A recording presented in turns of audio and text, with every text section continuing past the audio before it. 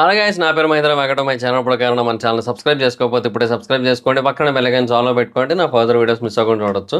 యాక్చువల్గా ఇది నైటే చేయాలి, కాకపోతే కొన్ని అనివార్య కారణాల వల్ల చేయలేకపోయాను. అంటే ఇంకేం కాదు, నిద్ర వచ్చేసింది మ్యాచ్ అవ్వగానే. సో ఇంక అందుకే పడుకునిపోయాను. అండ్ ఈరోజు ఏమో కొంచెం లేట్ అయింది, మొత్తం వేరే వర్క్స్ అన్నీ చూసుకునేసరికి. సో ఫైనల్గా ఇప్పుడైతే చేసి పెడుతున్నాను అనమాట. సో బేసిక్గా నాకు మ్యాచ్ చూస్తున్నంత సేపు, ఇన్ఫ్యాక్ట్ ఫస్ట్ ఇన్నింగ్స్లో కూడా నాకు ఒకటే ఒపీనియన్ వచ్చింది. కాదయ్యా, రోహిత్ శర్మ 5 బాళ్ళు 4, సూర్యకుమార్ యాదవ్ 6 బాళ్ళు 10, Hardik Pandya first ball golden duck out. మన T20 world cup team captain, vice captain, Suryakumar Yadav one of the most important batter. ఏంది వీళ్ళేంది ఇలాగ ఆడుతున్నారు? ఇది T20సే కదా మళ్ళీ. సో ఈ T20 వరల్డ్ కప్, అదే ఇదే ఫామ్ని కనుక T20 వరల్డ్ కప్లో కంటిన్యూ చేస్తే పరిస్థితి ఏంటి? T20 వరల్డ్ కప్ కూడా హరి ఓం తత్సత్త అనే ఫీలింగ్ వచ్చింది నాకు. అంటే కాన్స్టెంట్గా అదే ఆలోచిస్తున్నాను అన్నమాట. మ్యాచ్ చూస్తున్నాను కానీ ఒక పక్క ఏంది ఇలా అయిపోయింది మన పరిస్థితి. అంటే ఒకప్పుడు ఎంత అద్భుతమైన ఇన్నింగ్స్లు ఆడేటోళ్ళం. ఇప్పుడు కేఎల్ రాహుల్కి ఛాన్స్ రాలేదని చెప్పి బయట మొత్తం నడిచింది డిస్కషన్ అంతా. ఈవెన్ రాహుల్ కూడా పెద్దగా ఏం పర్ఫామ్ చేయలేదు అనుకోండి నిన్నటి మ్యాచ్లో, అది వేరే విషయం. బట్ యూనో ఎలా చూసుకున్నా కూడా నాకు ఎందుకో మన టీము ఎక్కడా కూడా అంత స్ట్రాంగ్గా అనిపించట్లేదు నాకు. బుమ్రా ఒక్కడి విషయంలో మాత్రం చాలా కాన్ఫిడెన్స్ ఉంది. ఎందుకంటే 4 ఓవర్లు వేసి 17 రన్లు ఇచ్చాడు. అది నిజంగా చాలా బాగా ఆపినట్టే. సో ఏందో ఆ T20 వరల్డ్ కప్ స్క్వాడ్లో కూడా ఓకే, పర్లేదు, బాగానే ఉంది. కాకపోతే గెలుస్తాం అనే నమ్మకం ఇచ్చే స్క్వాడ్ అయితే కాదు అది. అది పక్కా అది. లాస్ట్ టైం ఏదైతే టీం ఉందో, మన main one day world cup team ఏదైతే ఉందో, ఆ టీమును చూస్తే మనం గెలుస్తాం రా బై అనే ఫీలింగ్ గట్టిగా వచ్చింది, చాలా గట్టిగా వచ్చింది. బట్ ఈ టీం ఏమో అలా రావట్లేదు. అండ్ ఉన్నోళ్ళు కూడా ఈ పెర్ఫార్మెన్స్లు ఇస్తున్నారు. ఏం చేయాలి? మనం ఇంకొకటి ఏంటంటే, హార్దిక్ పాండ్యా రోహిత్ శర్మ అన్న ముంబై ఇండియన్స్కి రోహిత్ శర్మ బదులుగా కెప్టెన్గా రావడం చాలామందికి నచ్చలేదు. ఎందుకంటే ఇప్పుడు బేసిక్గా present team India captain Rohit Sharma. So తనని పక్కన పెట్టి ముంబై ఇండియన్స్లోకి హార్దిక్ పాండ్యా కెప్టెన్గా రావడం అనేది చాలామందికి నచ్చలే. సో ఆబ్వియస్లీ అది ట్రోల్స్ అన్నీ నడుస్తూ వచ్చినాయి. అయితే హార్దిక్ పాండ్యా మీద మనం ఎక్కువగా ఫోకస్ చేసి వేరే వాళ్ళ పర్ఫార్మెన్స్ ఏదైతే ఉందో దాన్ని మనం మర్చిపోతున్నామేమో అనిపించింది నాకు. ఎందుకంటే మిగతా బ్యాటర్స్ కూడా అంత అద్భుతంగా పర్ఫామ్ చేసిన సిచ్యువేషన్ అయితే లేదు. ఈవెన్ యశస్వి జైస్వాల్ సెలెక్ట్ అయ్యాడు, తను కూడా పర్ఫార్మెన్స్ ఏం లేదు. శుభ్మన్ గిల్ రిజర్వ్లో ఉన్నాడు, శుభ్మన్ గిల్ నుంచి పెద్దగా పర్ఫార్మెన్స్ ఏం లేదు. నన్ను అడిగితే రుతురాజ్ గైక్వాడ్ కొంచెం బెటర్గా ఆడుతున్నాడు, కానీ తననేమో సెలెక్ట్ చేయలేదు. యశస్వి జైస్వాల్ ఏంటంటే మన టెస్ట్ సిరీస్ బేసిస్ మీద సెలెక్ట్ చేశారేమో అనిపించింది నాకు. కానీ ఐపీఎల్ అయితే ఘోరంగా ఆడుతున్నాడు, అదైతే పక్కా చెప్పొచ్చు. అండ్ ఇంకా రింకు సింగ్ రిజర్వ్స్లో ఉన్నాడంటే మరి ఇంకా ఈ ఐపీఎల్ సీజన్ తను కూడా పెద్దగా ఏం ఆడలేదు. కాకపోతే లాస్ట్ T20 మ్యాచ్ ఏదైతే ఇంటర్నేషనల్ ఆడో అది మాత్రం బాగా ఆడాడు కదా. సో ఆ టైంలో మంచి సపోర్టింగ్ ప్లేయరే, ఆబ్వియస్లీ బెస్ట్ ప్లేయర్ అని చెప్పొచ్చు. సో తనకి రిజర్వ్లో కాకుండా మేబీ బెటర్ ఛాన్స్ ఇచ్చి ఉండొచ్చేమో అనే ఫీల్ ఉంది. ఏమోనండి, మొత్తానికి చెప్తున్నాడు కదా బా. ఇప్పుడు మన మెయిన్ బ్యాట్స్మెన్స్ ఎవరైతే ఉన్నారో వాళ్ళందరూ కూడా పెద్దగా అయితే పర్ఫామ్ చేయట్లేదు అబ్బా. విరాట్ కోహ్లీ కూడా స్ట్రైక్ రేట్ ఇష్యూస్ ఉంటున్నాయి.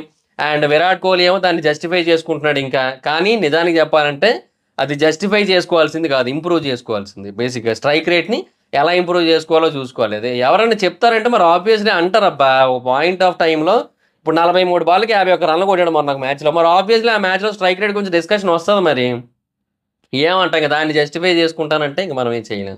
బేసిక్గా విరాట్ కోహ్లీ ఎంత పెద్ద బ్యాట్స్మెన్, ఎంత గొప్ప బ్యాట్స్మెన్, ఆ పర్సన్ వచ్చి తన స్ట్రైక్ రేట్ ఇష్యూ కోసం జస్టిఫై చేసుకోవడం, వాటిని అడ్రస్ చేయడం, ఇవన్నీ తన స్థాయిని తనే తగ్గించుకున్నట్టు ఉంటుంది. అది నా పాయింట్. సో బేసిక్గా ఎటు చూసుకున్నా కూడా ఎందుకో ఈసారి టీము అది గెలుస్తుంది అనే కాన్ఫిడెన్స్ అయితే ఇవ్వట్లేదబ్బా, అదైతే చెప్పొచ్చు. ఏమోనండి ఇంకా. అంటే ఇది అది కలిపి ఎందుకు మాట్లాడుతున్నా అంటే, ఈ ముంబై మ్యాచ్లో చూడకుండా అది ఎందుకు చూస్తున్నా అంటే, ఏముంది ఇంకో కొద్ది రోజులేగా.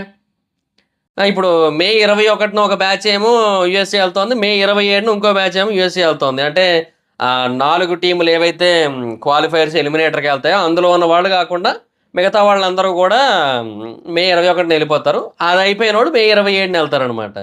జడేజా వీళ్ళంతా ఉన్నారు కదా. సో సిఎస్కే ఉండేటట్టే ఉంది.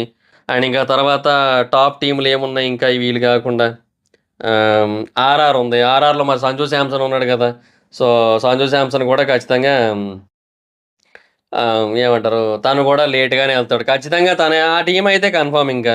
సో, సంజు శాంసన్ అయితే పక్కా. అండ్ అదే కాదు యశస్వి జైస్వాల్ కూడా ఉన్నాడు. సో, వీళ్ళిద్దరు కూడా ఖచ్చితంగా లేట్‌గానే ఎళ్తారు. సో, అది మ్యాటరు. అండ్ చాహల్ కూడా ఉన్నాడు వీళ్ళ దాంట్లోనే. సో, అది. ఇంకా ఉన్నారులెండి. సో, వీళ్ళందరూ మే 27కెళ్తారు. సో, ఐపీఎల్ అయిపోయిన వెంటనే ఇంక వరల్డ్ కప్ టీ20 వరల్డ్ కప్‌లోకి ఎంట్రీ ఇస్తారు ఈళ్ళంతా గూడా. సో, మరి ఆ యూఎస్ఏ పిచ్‌లేమో చాలా ఘోరంగా ఉంటున్నాయి. ఇప్పుడిప్పుడే ప్రిపేర్ చేస్తున్నారు మొత్తం స్టేడియంలు, పిచ్‌లన్నీ గూడా. అవి ఎలాగ ఆడతారో ఏందో మొత్తం. ఈ ఐపీఎల్‌దేముందబ్బా సంవత్సరానికోసారి వస్తది. అది ఎళ్ళిపోద్ది. బట్ టీ20 వరల్డ్ కప్ ఇవన్నీ గూడా చాలా ఇంపార్టెంట్. ఐసీసీ టోర్నమెంట్సే చాలా ఇంపార్టెంట్ అబ్బా! ఎప్పటికైనా సరే. ఐపీఎల్ అనేది దాని పరంగా ఇంపార్టెంట్. మనం కంపేర్ చేసుకుంటే ఐసీసీ ఇంపార్టెంట్. కంపేర్ చేయకపోతే మాత్రం డెఫినిట్‌గా దేనికదే స్పెషల్ ఇంపార్టెన్స్‌ని కలిగి ఉంటది. IPL special importance and ICC tournaments లేదంటే ఇంటర్నేషనల్ మ్యాచెస్‌కి దేనికది సెపరేట్ ఉంటది. సో, అది. బట్ ఏంటంటే ఇక్కడ పర్ఫార్మెన్స్ బేసిస్ మీదే గదా! మనం అక్కడ చూజ్ చేసుకునేది, కొత్తోళ్ళని సెలెక్ట్ చేసుకునేది అండ్ ఆహ్, టీముల్ని డిసైడ్ చేసేదంతా గూడా. కానీ ఇక్కడేమో ఇలాగ ఆడుతున్నారు మనోళ్ళు. బేసిక్‌గా ముంబై బ్యాటింగ్ అయితే మాత్రం అసలు చాలా దారుణంగా ఉందనే జెప్పాలి. ఒక్క నేహాల్ వధేరా ఒక్కడే కొంచెం బెటర్‌గా ఆడాడు. అసలు ఇషాన్ కిషన్ చాలా సేపు ఉన్నాడు గానీ పెద్దగా ఆడిందైతే ఏమీ లేదు. రోహిత్, సూర్యకుమార్ యాదవ్, తిలక్ వర్మ అంటే రనౌట్ అయిపోయాడు. మనం ఏం చేయలేం. ఇక హార్దిక్ పాండ్యా వీళ్ళంతా గూడా ఇంక వరస్ట్ పెర్ఫార్మన్స్ అని జెప్పొచ్చు. టిమ్ డేవిడ్ ఒక్కడే కొంచెం బెటర్‌గా ఆడాడు. మన ప్లేయర్ గాదు. అది మ్యాటరు. ఎందుకంటే స్ట్రైక్ రేట్ బావుంది. 194 స్ట్రైక్ రేట్‌తో ఆడాడు. లాస్ట్‌లో ఆ 2 డీలు అవి తీసి కూడా బాగా పరిగెట్టాడనిపించింది. ఇగ అయినా కూడా ఏమి లాభం ఇంకా వాళ్ళకొచ్చిన స్కోర్ ఎంత 144. కాకపోతే పోరాడదగిన స్కోర్ అని ఎప్పుడనిపించింది ఇది? వీళ్ళు అది కొట్టడానికి 19.2 ఓవర్లు తీసుకున్నప్పుడు ఎల్ఎస్‌జీ వాళ్ళు. అంతే. ముందైతే అనిపించలేదు నాకు. ఎందుకంటే, ఈ ఐపీఎల్ బేసిక్‌గా ఎలా తయారైందంటే, బ్యాటర్స్ డామినేషన్ ఎక్కువైపోయింది కంప్లీట్‌గా. Purest form of batters domination.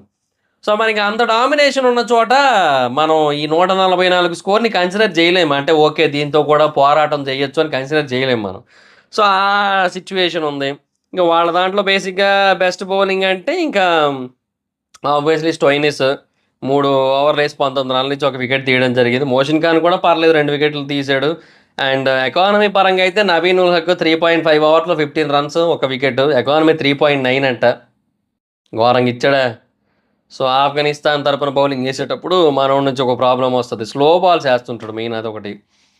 So, బౌలర్‌లందరూ బాగేసినట్టే. Mayank Yadav ఒక్కడే కొంచెం ఎక్కువ ఇచ్చాడు. 3.1 ఓవర్స్‌కి 31 రన్స్ ఇచ్చాడు. సో, వాళ్ళదొక్కరిదే కొంచెం యూ నో ఎక్కువ ఇచ్చినట్టనమాట. అది matter.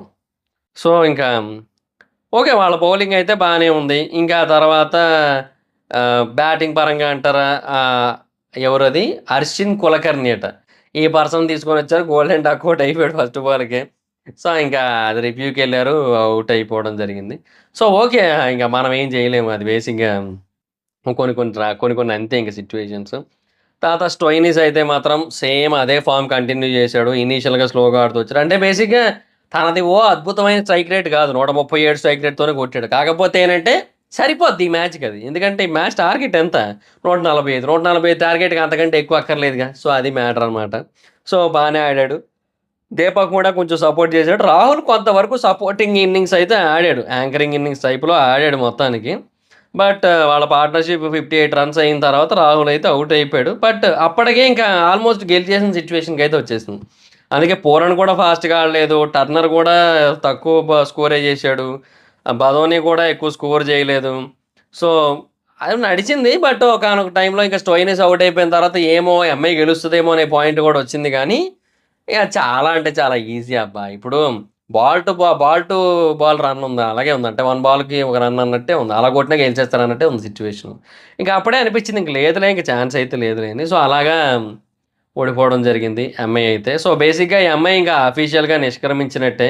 So, player of the match కింద మార్కస్ స్టోయినిస్ స సెలెక్ట్ అవ్వడం జరిగింది. ఆబ్వియస్‌లీ బౌలింగ్‌లో కూడా 3 ఓవర్‌లో 19 రన్‌లు ఇచ్చి ఒక వికెట్ తీయడం జరిగింది. అండ్ బ్యాటింగ్‌లో కూడా బాగా ఆడాడు కాబట్టి ఆబ్వియస్‌లీ తనే అందులో నో డౌట్. కాకపోతే ఏంటంటే ఏదైనా సరే పవర్ ప్లే వరస్ట్‌గుంది. 28 రన్స్ ఎంతో కొట్టారు. 4 వికెట్స్‌కా అంతే 28 రన్స్, 4 వికెట్స్ అది. ఇక హార్దిక్ పాండ్యా కూడా అక్కడే ఔట్ అయిపోయాడు. బేసిక్‌గా హార్దిక్ పాండ్యా మళ్ళీ ఇంటర్నేషనల్‌గా ఎలాగ ఆడతాడో చెప్పలేం గానీ, ఇక్కడైతే మాత్రం వరస్ట్గా ఆడుతున్నాడు అబ్బా, చాలా వరస్ట్గా ఆడుతున్నాడు. మొన్న ఒక్క మ్యాచ్ కాబోలేదు, కొంచెం బెటర్గా ఆడాడు. 23 balls 46 ఎంతో కొట్టాడు. నేనేమంటున్నానంటే ఈ హార్దిక్ పాండ్యా మీద మనం ఫోకస్ చేసి వేరే వాళ్ళు సరిగ్గా ఆడట్లేదనే విషయాన్ని మనం సరిగ్గా గమనించట్లేదు. రోహిత్ శర్మ సరిగ్గా ఆడట్లేదు, యశస్వి జైస్వాల్ సరిగ్గా ఆడట్లేదు, సంజు శాంసన్ బాగా ఆడుతున్నాడు, విరాట్ కోహ్లీ కూడా స్ట్రైక్ రేట్ ఇష్యూ ఉంటుంది. బట్ మేబీ సమ్ టైమ్స్ ఈ can play very well. But spin విషయంలో డెఫినెట్గా విరాట్ కోహ్లీకి మైనస్ అయితే ఉంది. ఇవన్నీ ఉన్నాయి కదా. ఏందో నాకు ఏం అర్థం కావట్లా మన ఐసీసీ T20 వరల్డ్ కప్ పరిస్థితి ఏంటో. అది గైస్ మ్యాటర్. సో మరి ఇంకా నాకు ఇప్పుడు కూడా నిద్ర వస్తుంది, నాకు ఈ మ్యాచ్ కోసం చెప్తుంటే. నేను రాత్రి మ్యాచ్ వస్తుంటే నిద్ర వచ్చింది, ఇప్పుడు కూడా నిద్ర వస్తుంది. అది గైస్ మ్యాటర్. ఇంకా ఏంటో మరి మీ ఒపీనియన్ ఏంటి T20 వరల్డ్ కప్ మీద? మన వాళ్ళు గెలుస్తారనుకుంటున్నారా లేదనుకుంటున్నారా? అండ్ ఆ స్క్వాడ్ మీద మీ ఒపీనియన్ ఏంటో కింద కామెంట్ సెక్షన్లో చెప్పండి. So that's guys, thanks for watching the video. Video కానీ మీకు నచ్చినట్టయితే లైక్ చేయండి, వీడియో షేర్ చేయండి. ఇప్పుడు కానీ మన ఛానల్ సబ్స్క్రైబ్ చేసుకోకపోతే ఇప్పుడే సబ్స్క్రైబ్ చేసుకోండి. పక్కన బెల్ ఐకాన్ ఆల్లో పెట్టుకోండి, నా ఫర్దర్ వీడియోస్ మిస్ అవ్వకుండా చూడొచ్చు. చాలా మంది చూస్తున్నారు కానీ సబ్స్క్రైబ్ చేసుకోవట్లేదు. So please try to subscribe, click the bell icon also. నా ఇన్స్టాగ్రామ్ ఐడి జబర్దస్త్ మైత్రి, అక్కడ కూడా వచ్చినట్టు ఫాలో అవచ్చు. Thank you so much guys. Bye, మనం meet next video. Bye bye.